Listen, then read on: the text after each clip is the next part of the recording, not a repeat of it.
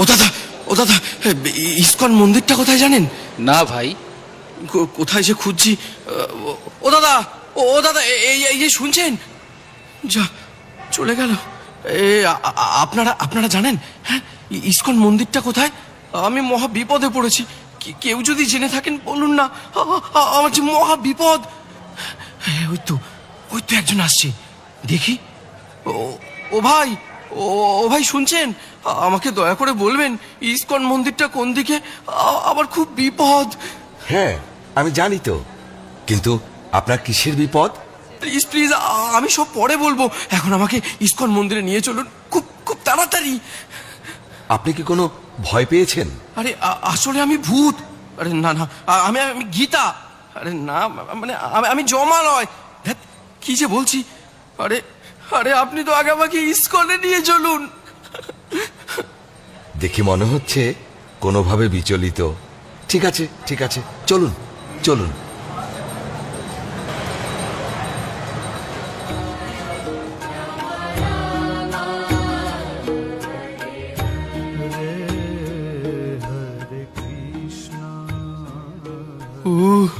কি শান্তি পেলাম। হরে কৃষ্ণ কৃষ্ণ কৃষ্ণ হরে হরে, হরে রাম রাম রাম হরে হরে। প্রভু, ওনাকে দেখে মনে হচ্ছে উনি কোনোভাবে বিচলিত। হ্যাঁ তাই তো। আচ্ছা, আপনাকে দেখে মনে হচ্ছে আপনি কোনো ভয় পেয়েছেন। আর বলবেন না প্রভু, এই প্রাণ নিয়ে জমালয় থেকে ফিরে এলাম, আর আমি গীতা ছাড়া থাকবো না। জানেন, যমরাজ আমাকে এই গীতা পড়তে বলেছেন। তাই? কিরকম? সে অনেক কথা।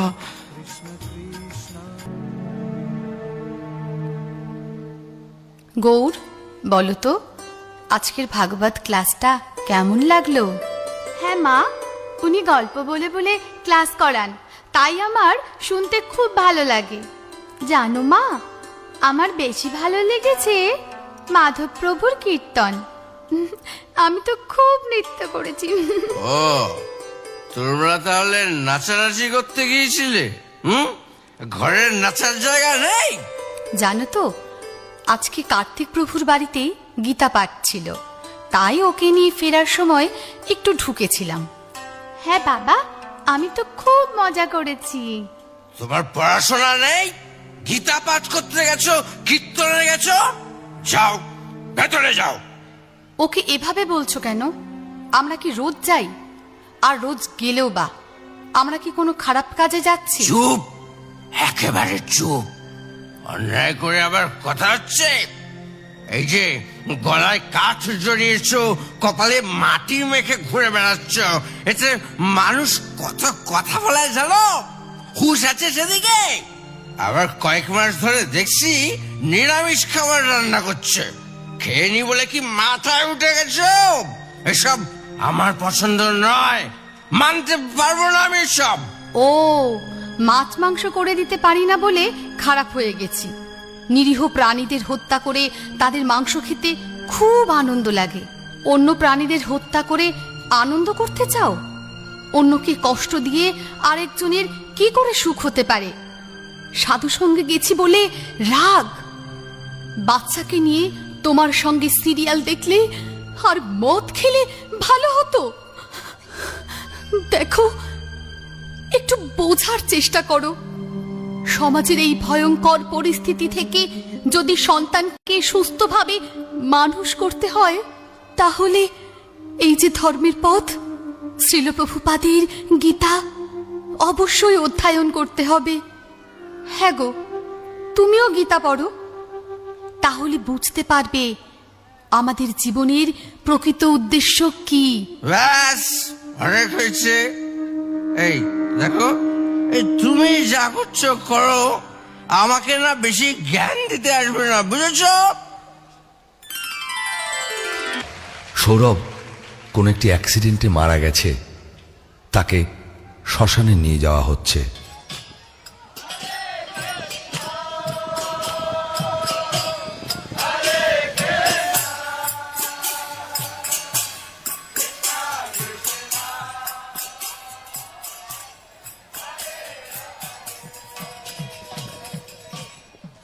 হাততালি হাততালি ওরে বলো হরি বল, বলো হরি হরি বল, বলো হরি হরি বল, বলো হরি হরি বল, বলো হরি হরি বল, বলো হরি হরি বল, বলো হরি হরি বল, বলো হরি হরি বল, বলো হরি হরি বল, বলো হরি হরি বল।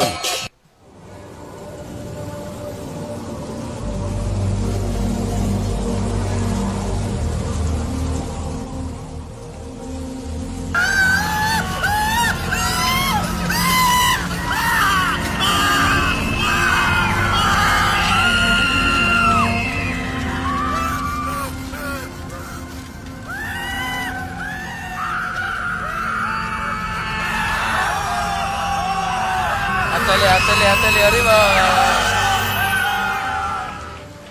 এই তোমরা আমাকে কোথায় নিয়ে এসেছো?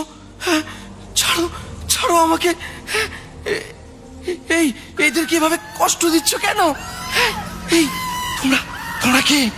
আমাকে ছাড়ো, আমাকে ছাড়ো, আমি বাড়ি যাব। ওই চুপ করে দাঁড়া এখানে। পাপ করার সময় মনে ছিল না? ছেড়ে দাও। এখানে এখানে সব কি হচ্ছে? তোমরা তোমরা আমাকে কেন এনেছো? এখানে সবার কর্মফলের বিচার হচ্ছে। আর ওই যে দেখ, ওই যে ওখানে ওরা শাস্তি ভোগ করছে।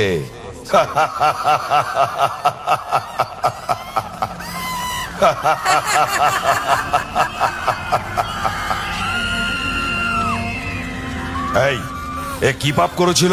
ও মিথ্যে কথা বলে মানুষের সঙ্গে প্রবঞ্চনা করে তাদের টাকা গায়েব করত। তাহলে চল ওর ওর জিভটা টেনে ছিঁড়ে ফেলি।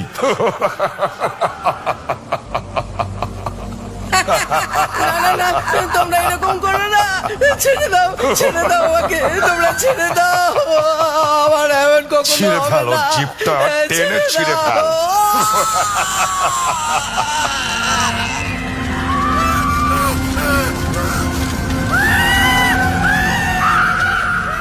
এর কি পাপ? এ জীব হত্যা করে তার মাংস খেত। তবে একে ধর, ওই গরম তেলের কড়াই আছে, সেখানে ফুটন্ত তেলে ফেলে দেই।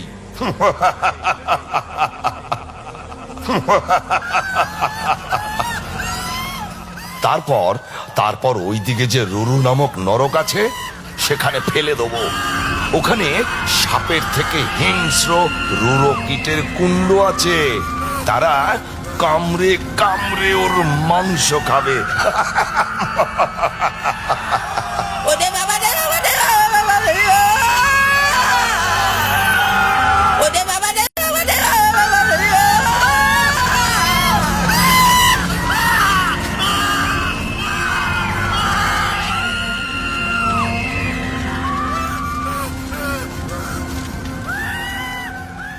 এ কি পাপ করেছে?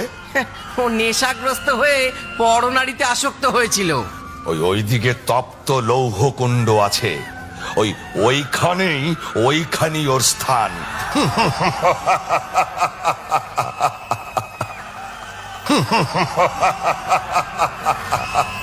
না না না না না আমাকে আমাকে আমাকে ছেড়ে দাও, ছেড়ে দাও। এই কাজ আমি আর কখনো করবো না। ছেড়ে দাও, ছেড়ে দাও, ছেড়ে দাও। এটা এখানে আসার আগে ভাবা উচিত ছিল। এখন এখানে এসেছিস যখন, শাস্তি তোকে ভোগ করতেই হবে। না না না না না আমাকে ছেড়ে দাও, ছেড়ে দাও। এই কাজ আমি আর কখনো করবো না। ছেড়ে দাও, ছেড়ে দাও, ছেড়ে দাও।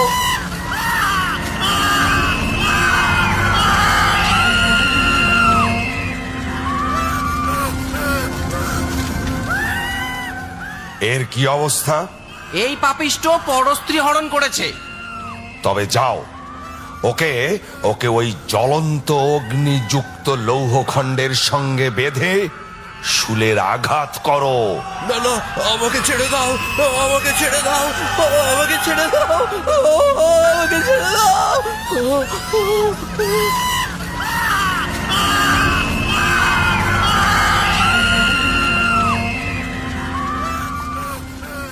এ আবার কোন পাপিষ্ঠ? এ সমাজে গুরু সেজে ভণ্ডামি করত আর নিজের স্বার্থ সিদ্ধির জন্য বড় অঙ্কের টাকা আদায় করত। ওকে ওকে ওই নাগ পাশে বেঁধে শুলাঘাত করো।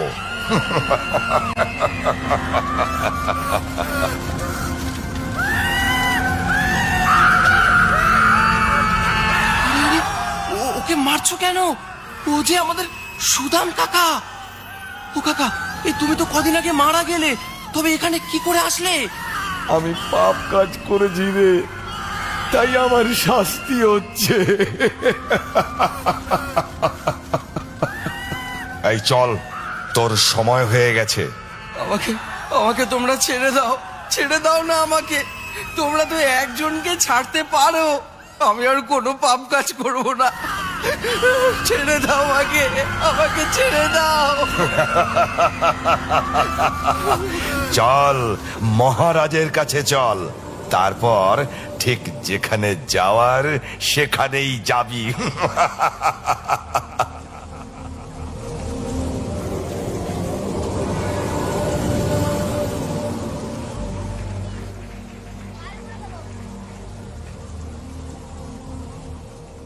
এর নাম কি? সৌরভ প্রামাণিক।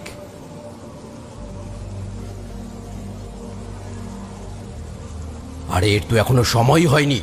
তোমরা ঠিক করে কাজ করতে পারো না। ভুল মানুষকে নিয়ে এসেছে, শাস্তি তো এদেরকেই দিতে হয়। যাও, যেখানে ছিল সেখানে ফিরিয়ে দিয়েছো। উনি কে? উনি আমাদের মহারাজ। যে যেমন কর্ম করেন সেই অনুযায়ী তিনি তাদের শাস্তি প্রদান করেন। হে মহারাজ, আপনি অনেক দয়ালু মহারাজ। আমাকে ছেড়ে দিন, আমি এসব সহ্য করতে পারবো না মহারাজ। আমাকে ছেড়ে দিন মহারাজ, আমাকে ছেড়ে দিন। আরে আরে কি করছো? তোমার শাস্তি দেরি আছে। এই যাও, ওকে মর্তলোকে পৌঁছে দাও। মহারাজ, আমার একটা প্রশ্ন আছে। আমাকেও কি এইরকম শাস্তি পেতে হবে? হ্যাঁ, যে যেমন কর্ম করবে তার তেমনই শাস্তি হবে। মহারাজ কি করলে এই সমস্ত শাস্তি ভোগ করতে হবে না? বলুন না মহারাজ, আমি আপনার শরণাগত। আমাকে এই ভয়ঙ্কর যন্ত্রণা থেকে উদ্ধার করুন। একটা উপায় আছে, তা যদি তুমি করতে পারো তাহলে শাস্তি তো দূরের কথা, এখানেই আসতে হবে না। বলুন মহারাজ, বলুন, আমাকে বলুন কি সে উপায়। মর্তধামে অভয়চরণ ছিল প্রভুপাদ নামে এক মহান ভক্তের লেখা শ্রীমদ্ ভাগবত গীতা যথাযথ গ্রন্থ আছে। তা অধ্যয়নের মাধ্যমে যদি তুমি তোমার জীবনকে কৃষ্ণ ভাবনাময় করে তুলতে পারো তাহলে আর এখানে আসতে হবে না। ছিল প্রভুপাদ? আমার স্ত্রীও তো ওনারই গীতা পড়ে, আমাকেও পড়তে বলে। তবে যাও, নিজের পরিবারের সঙ্গে কৃষ্ণ ভক্তির অনুশীলন করো। ঠিক আছে মহারাজ, আপনাকে অনেক অনেক ধন্যবাদ, অনেক ধন্যবাদ। বলো হরি বল, বলো হরি বল, বলো হরি বল, বলো হরি বল, বলো হরি বল, বলো হরি বল, বলো হরি বল, বলো হরি বল, বলো হরি বল, বলো হরি বল, বলো হরি বল, বলো হরি বল, বলো হরি বল। আরে আরে তোমরা কি করছো? ভূত ভূত ভূত, পালাও, ভূত এসেছে রে, ভূত এসেছে, ভূত। এ কি? আমাকে সবাই ভূত বলছে কেন? ভূত পালাও, ভূত এসেছে রে। তুমি যেহেতু মারা গিয়েছিলে তাই সবাই তোমায় ভূত বলছে। এখন তুমি ইস্কনে যাও আর গীতা পড়ো। শুনলেন তো প্রভু, তাই এখন থেকে আমি গীতা ছাড়া এক মুহূর্ত থাকবো না। আপনাকে আমি প্রণাম জানাই। আপনার স্ত্রী অনেক ভালো ভক্ত হওয়ার কারণে আপনি জমালয় থেকে ফিরে এলেন। তাই এখন বাড়িতে ফিরে শ্রীকৃষ্ণের সংসার গড়ে তুলুন। হরে কৃষ্ণ। চলুন আমরা সকলে মিলে একসঙ্গে কলিযুগের যুগধর্ম হরে কৃষ্ণ মহামন্ত্র উচ্চারণ করি। হরে কৃষ্ণ কৃষ্ণ কৃষ্ণ হরে হরে, হরে রাম রাম রাম হরে হরে।